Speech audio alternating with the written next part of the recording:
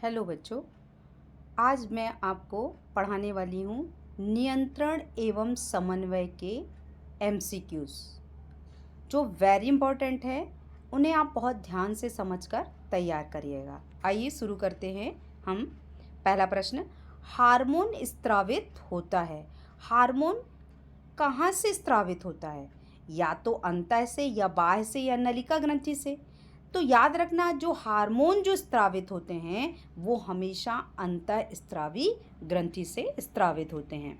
अगला है ग्वाइटर अथवा घेंगा रोग। ग्वाइटर अथवा घेंगा जो रोग होता है वो किससे होता है? तो ग्वाइटर एवं घेंगा रोग जो होता है वो आयोडीन की कमी से होता है। यदि हमारे शरीर में आयोडीन की कमी हो जाए तो कौन सा रोग? ग्वाइटर रोग हो जाएगा। तो आपको याद रखना, आयोडीन की कमी से। अब आ जाता है थायरॉक्सिन का स्त्रवण कहाँ होता है। अब भी अपन ने देखा थायरॉक्सिन हार्मोन। अब वैसे ही अब आ गया थायरॉक्सिन का जो स्त्रवण होगा वो कहाँ होगा। तो थायरॉक्सिन का जो स्त्रवण है वो थायराइड में होगा। अगला है मानव में डायलिसिस थैला है, या मानव का जो डायलिसिस थैला है वो क्या कहलाता है, किसे कहा जाता है? तो डायलिसिस थैला नेफ्रॉन को कहा जाता है। अब भोजन का जो पाचन है किस प्रकार की अभिक्रिया है, यानी जो भोजन का पाचन है वो कैसी तो जो भोजन का पाचन है वो उपचन प्रक्रिया कहलाती है। अब अगला है कौन सा पादप नियंत्रक फल बेचने वाले द्वारा उपयोग किया जाता है। यानी क्या करते हैं, जो फल बेचने वाले होते हैं वे कच्चे फलों का स्टोरेज कर लेते हैं और फिर उसे पका लेते हैं, तो इसीलिए उसे नियंत्रक फल बेचने वाले बोला गया है। तो वो है एथिलाइन है, या एथिलीन भी बोला जाता है। अब अगला है वह संरचना जो उद्दीपन की पहचान कराती है। यानी हमें कैसे पता चले कि ठंड लग रही है या गर्मी लग रही है, तो जो हमारी ग्राही कोशिकाएं होती हैं वो हमें इसकी पहचान कराती हैं। अगला है निम्न में से कौन सी एक अंतःस्रावी और बाह्य स्रावी दोनों कार्य करती है। तो वो जो ग्रंथि है वो कहलाती है अग्नाशय। तो अग्नाशय अंतःस्रावी और बाह्यस्रावी दोनों प्रकार की होती है। अब अगला क्वेश्चन है कौन सी अंतःस्रावी ग्रंथि वृक्क के दोनों ओर ऊपर स्थित होती है। तो ऐसी अब अंतःस्रावी ग्रंथि बताना है जो वृक्क के दोनों ओर स्थित, तो वो ग्रंथि है एड्रिनल ग्रंथि। एड्रिनल ग्रंथि जो है ऊपरी हिस्से में स्थित होती है। अगला है कि जीवों में ध्वनि ग्रहण करने वाले संवेदी अंग, यानी जो आसपास की जो ध्वनि है हम वो किस अंग के द्वारा, संवेदी अंग के द्वारा ग्रहण करते हैं। तो वो संवेदी अंग कहलाता है हमारा श्रवणग्राही, यानी हमारा कान। हमारा कान क्या करता है, बाहरी उद्दीपन से आवाज़ को, ध्वनि को एकत्रित करता है और श्रवणग्राही तक पहुंचाता है। अगला है वृक्क के ऊपर स्थित अंतःस्रावी ग्रंथि कौन सी है। तो वृक्क के ऊपर जो है, याद रखना वृक्क के ऊपर अंतःस्रावी ग्रंथि को पूछा गया, तो वृक्क के ऊपर जो अंतःस्रावी ग्रंथि है वो है अधिवृक्क ग्रंथि। Very very important.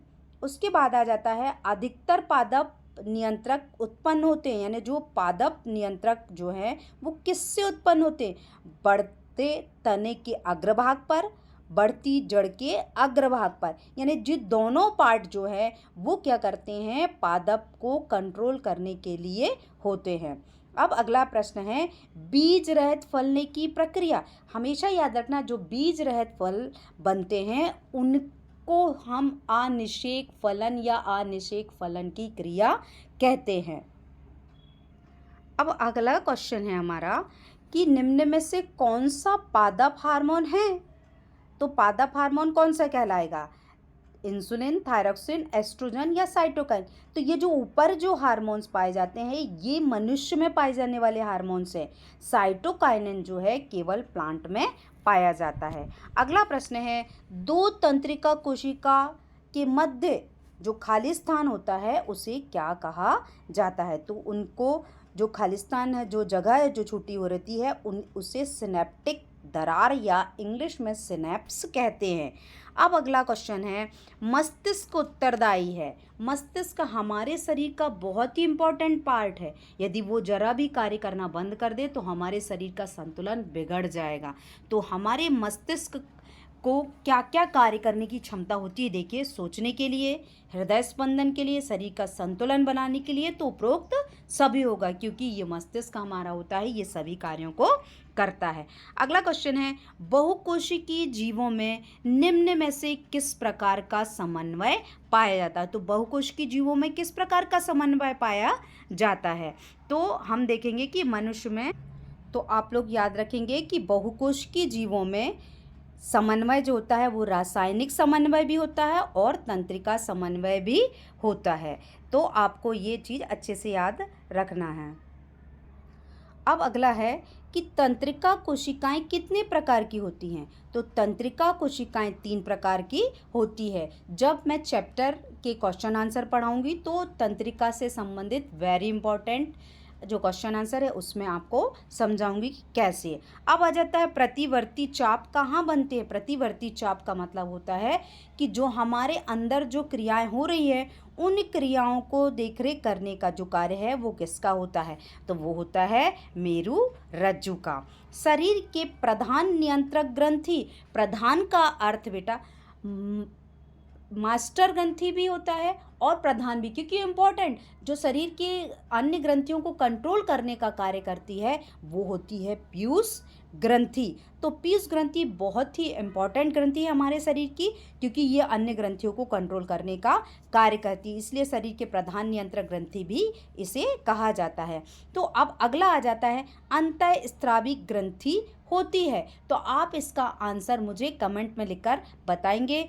अगले वीडियो में मैं आपको और भी एमसीक्यूज और उसके आगे की वीडियोस में आंसर आपको पढ़ाऊंगी। Thank you for watching my video.